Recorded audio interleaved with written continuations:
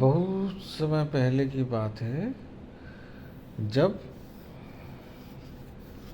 3 असुर भाई थे। एक का नाम था तर्काक्ष, दूसरे का विद्युन्माली और तीसरे का कमलाक्ष। ये तीनों असुर अत्यंत शक्तिशाली और पराक्रमी थे। उन्होंने भगवान ब्रह्मा की कठोर तपस्या की और वर मांगा कि हमें 3 अद्भुत नगर मिले जो आकाश, पृथ्वी और पाताल में हों।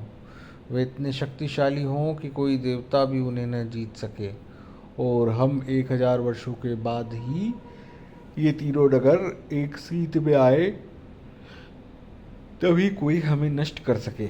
ब्रह्मा जी ने उनकी तपस्या से प्रसन्न होकर उन्हें ये वर दे दिया। अब तीनों नगरियों का निर्माण किया गया। मायासुर नाम के राक्षस ने 3 अद्भुत नगर बनाए। एक स्वर्ण का जो आकाश में स्थित था, दूसरा चांदी का जो पृथ्वी पर स्थित था, और तीसरा लोहे का जो पाताल में स्थित था।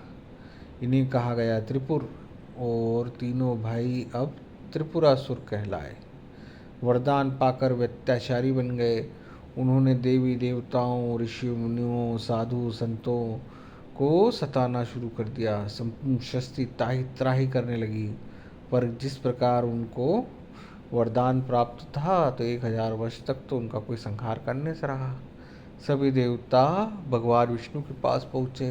भगवान विष्णु ने कहा, त्रिपुरापुर को केवल एक ही जीत सकता है, और वो है भगवान शंकर, क्योंकि उन्हें त्रिपुर का विनाश कर सकते।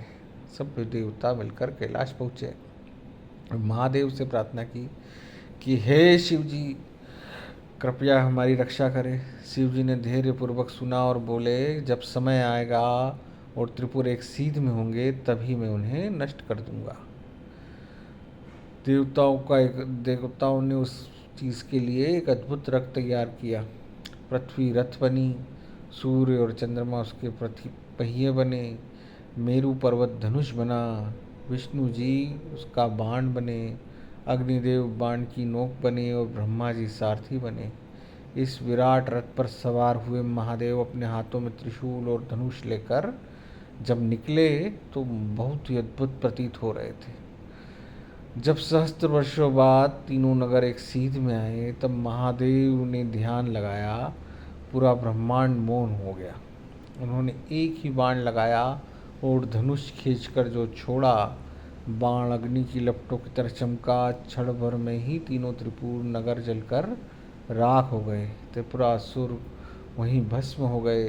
देवताओं ने प्रसन्न होकर महादेव की स्तुति की और उन्हें त्रिपुरारी नाम दिया, यानी त्रिपुर का नाश करने वाले। इस कथा से हमें संदेश मिलता है कि अन्याय और अत्याचार चाहे कितना भी बड़ा हो क्यों न हो जाए, सत्य और धर्म की शक्ति से उसका अंत निश्चित है। महादेव तभी अस्त्र उठाते हैं जब अधर्म सीमा लांघ जाता है, और सबसे महत्वपूर्ण सामूहिक प्रयास देवताओं का मिलकर रथ बनना तभी सफल होता है जब उसके केंद्र में भगवान शिव हो। हर हर महादेव शंभू। कहानी खत्म।